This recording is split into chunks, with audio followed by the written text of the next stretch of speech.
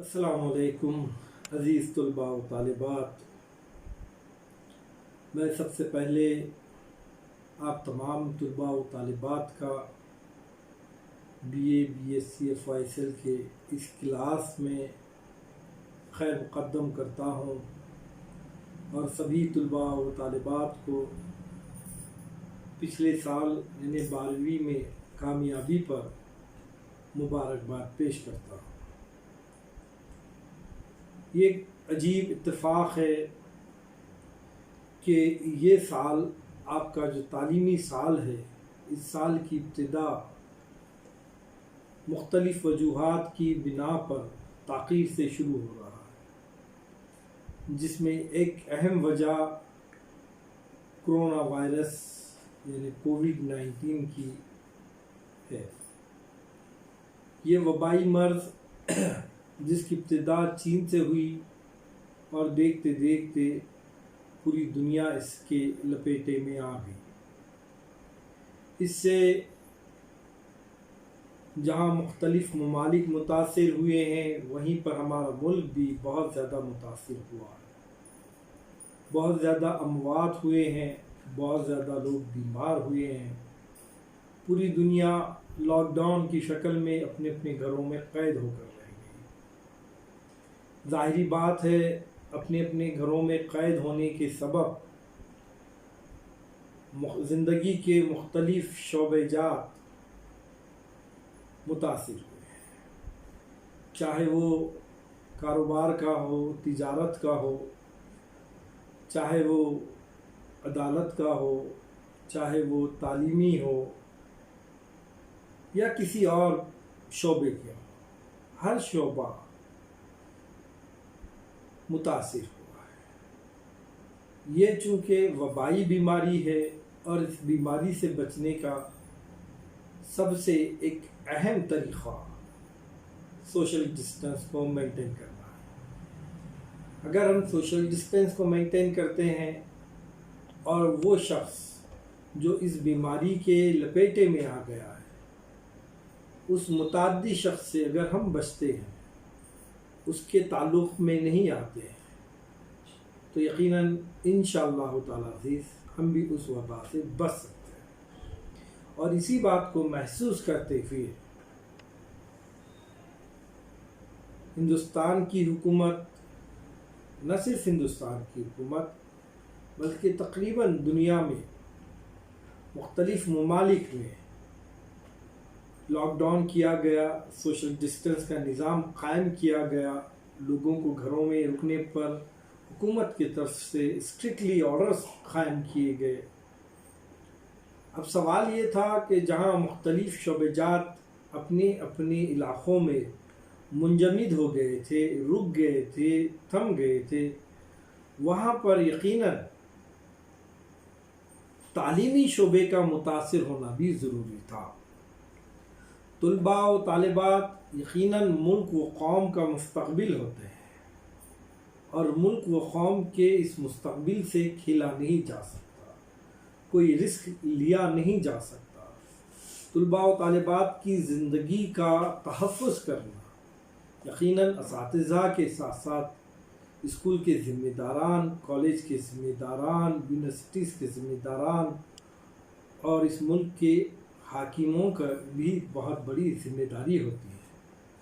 उसी ज़िम्मेदारी को महसूस करते हुए UGC और यूनिवर्सिटी ने स्ट्रिक्टली बल्कि बहुत ही सख्त अहकामात को नाफिज करते हुए कहा है कि किसी सूरत में तलबा व तालिबात का कॉलेज में आना जाना या रेगुलर क्लासेस का इनेकाद पर पाबंदी आयद की गई, जिसका एक ज़ाहिरी मकसद यही था कि तलबा व तालिबात इस वबाई बीमारी के लपेटे में ना आए, इस वबाई बीमारी से वो मुतासिर ना हो, उस वबाई बीमारी का वो शिकार ना हो। उनको इस वबाई बीमारी से बचाने के लिए हुकूमत हिंद और यूनिवर्सिटीज़ की तरफ से कॉलेजेस के रेगुलर क्लासेस का इनेकाद पर जो है पाबंदी लाई गई। अब देखिए, मुख्तलिफ़ शोबे जात में लॉकडाउन की वजह से जो ज़िंदगी थम गई है, यकीनन उसकी भरपाई कुछ हद तक की जा सकती है, लेकिन तालीमी साल का नुकसान, तुलबा को एक साल अपनी जगह पर रोक देना, यकीनन न सिर्फ तुलबा की ज़िंदगी का सबसे बड़ा नुकसान है, बल्कि ये मुल्क के लिए भी बहुत बड़ा नुकसान है। लिहाजा तुलबा की तालीमी नुकसान को मद्देनज़र रखते हुए, तुलबा की तालीमी अहमियत को मद्देनज़र रखते हुए यूनिवर्सिटी, स्वामी रामानंद तीर्थ मराठवाड़ा यूनिवर्सिटी और संजीवनी महाविद्यालय चापोली ने एक मुश्तरका फ़ैसला किया कि ऑनलाइन वीडियोस के ज़रिए तुलबा व तालिबात की क्लासेस का इनेकाद अमल में लाया जाएगा, और उसी का ही ये सिलसिला है कि आज हम ऑनलाइन वीडियो के ज़रिए से आपसे मुखातिब हैं।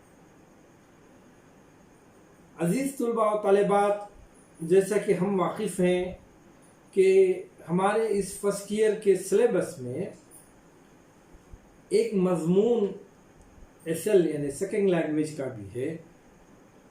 मुख्तलिफ़ ज़ुबानों पर मुश्तमिल निसाब बच्चे इंतखाब करते हैं उनका, जैसे उर्दू है, हिंदी है, मराठी है, पाली है, संस्कृत है वगैरह है।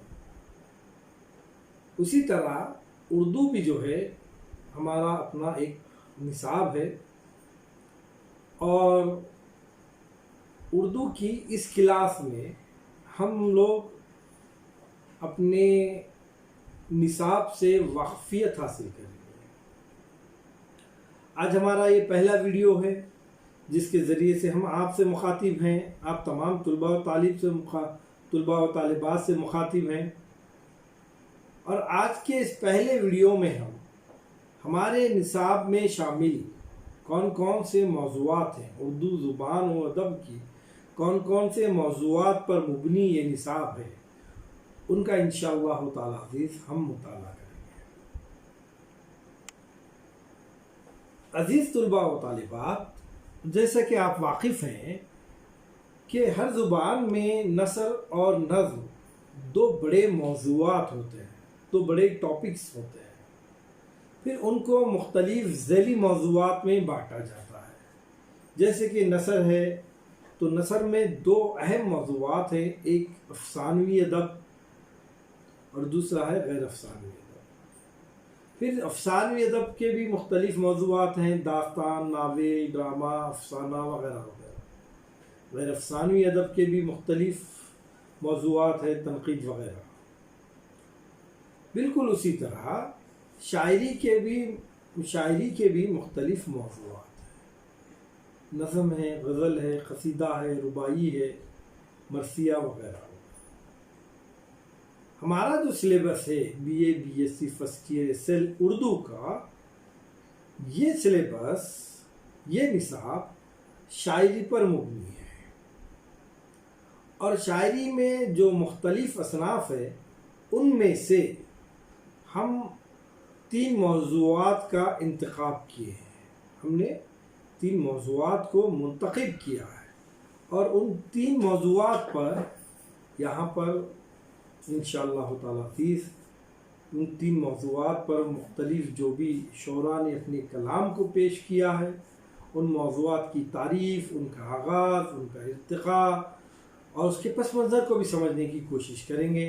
उन शोरा के ज़िंदगी को भी समझने की कोशिश करेंगे जो इस मौज़ूआत में अपने खिदमात को पेश किया है।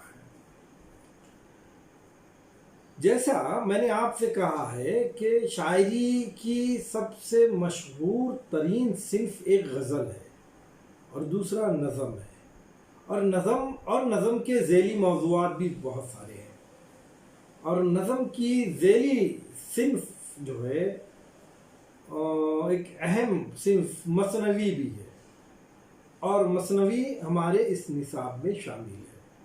मसनवी दरअसल नज़म की ही एक शक्ल है, और उसकी क्या तारीफ़ है, उसका क्या आगाज़ कब हुआ, उसका इर्तिक़ा कब हुआ, वो भी इंशाअल्लाह ताला अज़ीज़ हम इस निसाब में देखेंगे। اس کے علاوہ نصاب میں 2 مثنویاں شامل کی گئی ہیں۔ ایک ہے میر تقی میر کی شاعری کا وہ بلند ستارہ جس نے اردو شاعری کو درد سے واقفیت دلائی، وہ شاعر میر ہے۔ میر نے اپنے مکان پر اور مکان کی خستہ حالی پر ایک مرثیہ لکھا تھا، مثنوی لکھی تھی۔ اس مثنوی کو اس نصاب میں شامل کیا گیا ہے جس کا نام ہے بارش اور میر کا مکان، جبکہ علامہ اقبال کی لکھی ہوئی ایک اہم مثنوی ساقی نامہ بھی آپ کے نصاب میں شامل ہے۔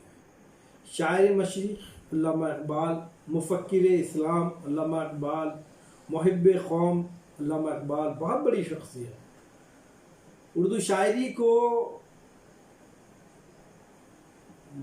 ایک خوبصورتی کی شکل عطا کرنے والا، اردو شاعری کے ذریعے سے رب العالمین سے شکوہ کرنے والا، اردو شاعری کے ذریعے سے اس شکوے کا جواب دینے والا، اردو شاعری کے ذریعے سے قوم کی خستہ حالی بیان کرنے والا، شاعری کے ذریعے سے بے جان قوم کے اندر روح پھونکنے کی کوشش کرنے والا شاعر علامہ اقبال کہلاتا ہے، اور ان کی یہ خوبصورت مثنوی ساقی نامہ ہمارے نصاب میں شامل ہے۔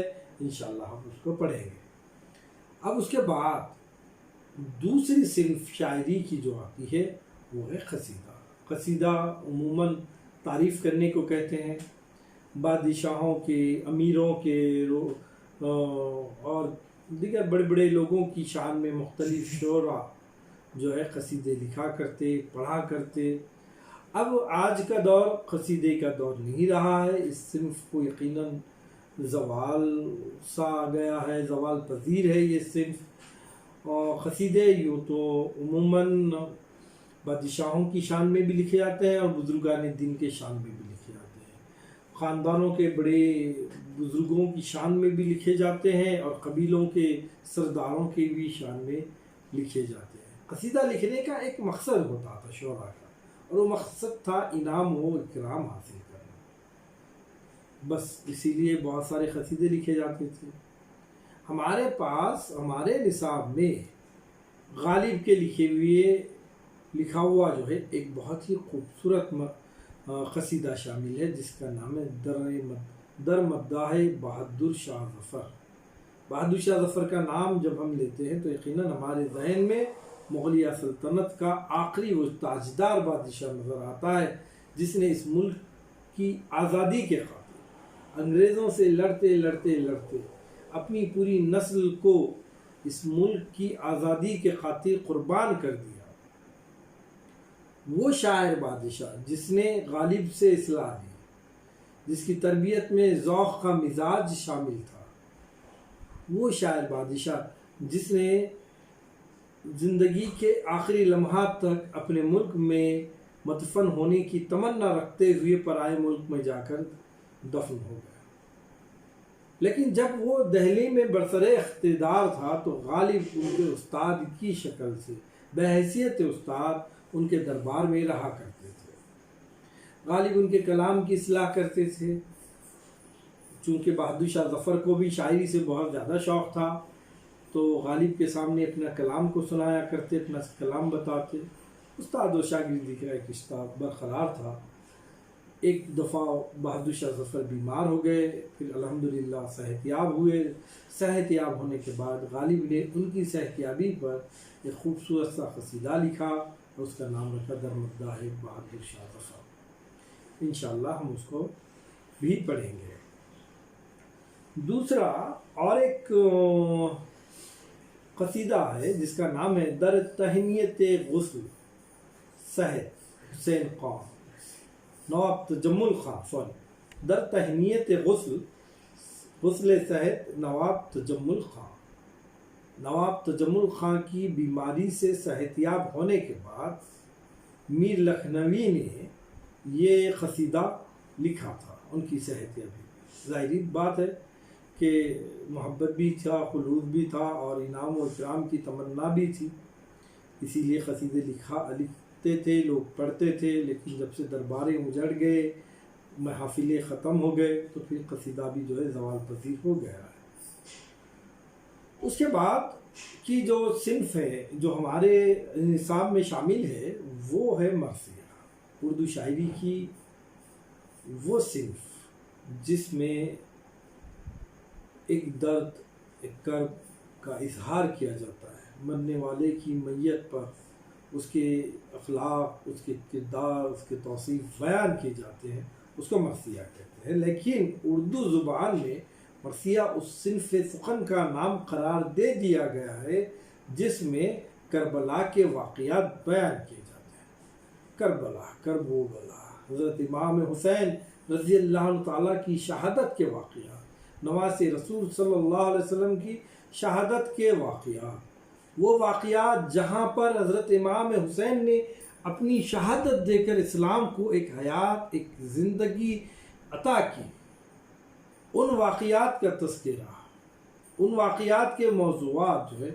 مرثیے میں شامل کیے جاتے ہیں۔ تو مرثیہ صرف شہادت کربلا تک ہی محدود نہیں رہا، وقت کے ساتھ ساتھ مرثیے کے طرز میں، انداز میں، موضوعات میں بھی تبدیلیاں آتے گئے اور شخصی مرثیے لکھنے کا ایک مزاج بھی قائم ہوا۔ جیسے حالی نے اپنے استاد محترم غالب کے انتقال پر مرثیہ لکھا، مرثیہ غالب، اور اس میں اپنے درد کا اظہار کیا، ویسے ہی کچھ شخصی مرثیے ہمارے نصاب میں شامل ہیں۔ ویسے کربلائی جو مرثیہ ہے وہ ہے شہادت حضرت امام حسین رضی اللہ تعالیٰ۔ یہ بہت ہی درزنگیز مرثیہ ہے۔ اس کے بعد اس کو جو لکھا ہے وہ مرزا دبیر نے لکھا ہے، اردو مرثیے کے بہت بڑے شاعر ہیں مرزا دبیر، انہوں نے جو ہے یہ مرثیہ لکھا ہے۔ اس کے بعد جو مرثیہ آتا ہے مرثیہ داغ۔ علامہ اقبال نے ایک زمانے تک یا زندگی کے کچھ مختصر وقفے تک داغ سے اپنے کلام پر اصلاحات لی ہے، پھر بعد میں آہستہ آہستہ داغ نے بھی کہا تھا اقبال کو کہ آپ بذات خود بھی جو ہے اپنے کلام کی اصلاح کر سکتے ہیں، آپ بہت اچھا لکھتے ہیں، اصلاح لینے کی ضرورت نہیں ہے، یہ تمام باتیں داغ نے کہی تھی۔ بہرکیف داغ کا اقبال کا ایک رشتہ ہے، اقبال کے استاد رہے ہیں داغ نے کبھی اقبال کی کلام پر اصلاح دی ہے۔ اقبال نے داغ کے انتقال پر، داغ کے اس دنیا سے چلے جانے پر اپنے استاد کے درد کو محسوس کیا اور اس درد کو مرثیے کی شکل عطا کی، اور وہ درد، وہ مرثیہ داغ کی شکل میں ہمارے نصاب میں شامل ہوتا ہے۔ انشاءاللہ ہم اس کو بھی پڑھیں گے۔ اس کے علاوہ قطعات ہیں۔ قطعات سے مراد 4 یا 4 سے زائد مصروں والی نظم کو کہتے ہیں، جس میں شاعر مسلسل مضمون کو بیان کرتا ہے، جو بھی ایک مضمون موضوع لیتا ہے اس کو مسلسل جو ہے بیان کرتا ہے، تسلسل ایک قائم ہوتا ہے، اس کو قطعات کہتے ہیں۔ اور دیکھیے تقریباً 1 2 3 4 5 قطعات شامل ہیں ہمارے نصاب میں۔ ایک ہے عدل جہانگیر، دوسرا ہے فرضی لطیفہ، تیسرا ہے نوح دہلی، چوتھا ہے شاعر کا دل، اور 5واں ہے ملاح اور بہشت۔ یہ 5 خطات جو ہیں ہمارے سلیبس میں شامل ہیں۔ انشاءاللہ تعالیٰ ان 5 خطات کا بھی ہم مطالعہ کریں گے، ان کو پڑھیں گے، ان کی تشریحات کو سمجھیں گے، ان کے معنی و مفہوم کو سمجھیں گے، مرثیے کو سمجھیں گے، کربلا کی درد کو سمجھیں گے، اقبال کے درد کو بھی سمجھنے کی ہم کوشش کریں گے، اور خطات سے بھی ہم لطف اندوز ہوں گے۔ جہاں کہیں آپ لوگوں کو کسی بھی موضوع پر، کوئی بھی معنی و مفہوم پر، کوئی بھی تشریحات پر مشکلات پیش آتی ہیں، برائے مہربانی آپ میرے سے پرسنلی آپ جو ہے ربط قائم کر سکتے ہیں۔ انشاءاللہ میں آپ کی ان مشکلات کو دور کرنے کی کوشش کروں گا۔ تو یہ ہمارا سلیبس تھا جو مثنوی، قصیدہ، مرثیہ اور خطات پر مشتمل ہے، اور اس کو ہم انشاءاللہ سلسلے وار پڑھنے کی پوری کوشش کریں گے۔ آج کے لیے اتنا کافی ہے، شکریہ۔